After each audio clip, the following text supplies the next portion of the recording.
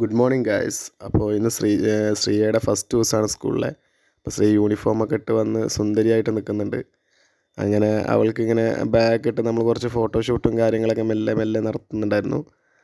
അപ്പോൾ അന്നേരം അവൾക്കിങ്ങനെ ഓരോന്ന് ചെയ്തുകൊണ്ടിരിക്കുമ്പോൾ കുടയൊക്കെ വെച്ചെടുക്കണം എന്നൊക്കെ, മഴയൊന്നുമില്ല പക്ഷേ എങ്കിൽ കുട വെച്ച് ഫോട്ടോഷൂട്ട് എടുക്കണം എന്ന് പറഞ്ഞു. അങ്ങനെ അതും നമ്മൾ കുറച്ച് എടുത്തു കൊടുത്തു. അന്നേരം നമ്മുടെ അമ്പൂവിന് അപ്പുറത്ത് നിന്ന് ഇങ്ങനെ പൊസസീവ് അടിക്കുന്നുണ്ട്. അപ്പോൾ അങ്ങനെ അമ്പൂവിൻ്റെയും കുറച്ച് ഫോട്ടോസൊക്കെ എടുത്തിട്ട് നേരെ നമ്മൾ നിന്നു. അത് കഴിഞ്ഞ് ചേച്ചി അമ്പുവിന് ഇങ്ങനെ ഉമ്മ ഒക്കെ കൊടുത്തു. അത് കഴിഞ്ഞ് അമ്പു ചേച്ചിക്ക് ഉമ്മ കൊടുത്തു. നേരെ സ്കൂളിലേക്ക് ഞങ്ങൾ പോയി. ഇതാണ് ശ്രീയുടെ സ്കൂൾ NSS ഇംഗ്ലീഷ് മീഡിയം സ്കൂളാണ്. അപ്പോൾ അറിയോ ഇല്ലല്ലോ, ഉറപ്പല്ലേ? ഡണ്ണ് കാണിച്ചാ, ഡണ്ണ് കാണിക്ക്, ചിരിക്കി ഡണ്ണ് കാണിക്ക്.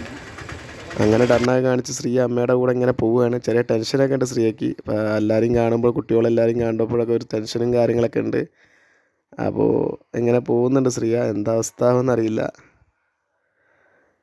ഇതാണ് ഞാനിവിടെ തന്നെ പഠിച്ചത്, ഈ സ്കൂളിൽ തന്നെ പഠിച്ചത്. പക്ഷേ അന്നത്ര വലുപ്പമൊന്നുമില്ലായിരുന്നു സ്കൂള്. ഇതാണ് ജിഷ മിസ്, ശ്രീയുടെ ക്ലാസ് ടീച്ചറാണ്. എന്നെയും പഠിപ്പിച്ച ടീച്ചർ തന്നെയായിരുന്നു.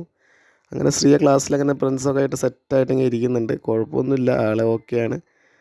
അപ്പോൾ ചെറിയ ടെൻഷനുണ്ട് അവിടുത്തെ. അപ്പോൾ അതിൻ്റേതായിട്ടുള്ള ചെറിയ പ്രശ്നങ്ങളേ ഉള്ളൂ. അപ്പോൾ ശ്രീയനെ വൈകുന്നേരം വിളിച്ചു കൊണ്ടുണ്ടത് ഞാൻ തന്നെയാണ്. അപ്പോൾ എനിക്ക് നേരെ ഓഫീസിൽ പോകാൻ സമയമായി.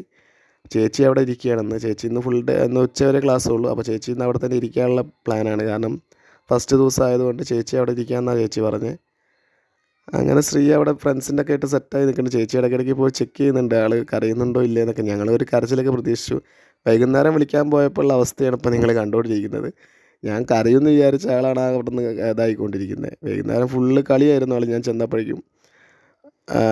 അങ്ങനെ ലാസ്റ്റ് ഞങ്ങൾ പിടിച്ച് വലിച്ചു കൊണ്ടുവരുന്ന അവസ്ഥയാണ്. ലാസ്റ്റ് കരച്ചിൽ കിട്ടിയത് ഞങ്ങൾക്ക് ലാസ്റ്റായിരുന്നു.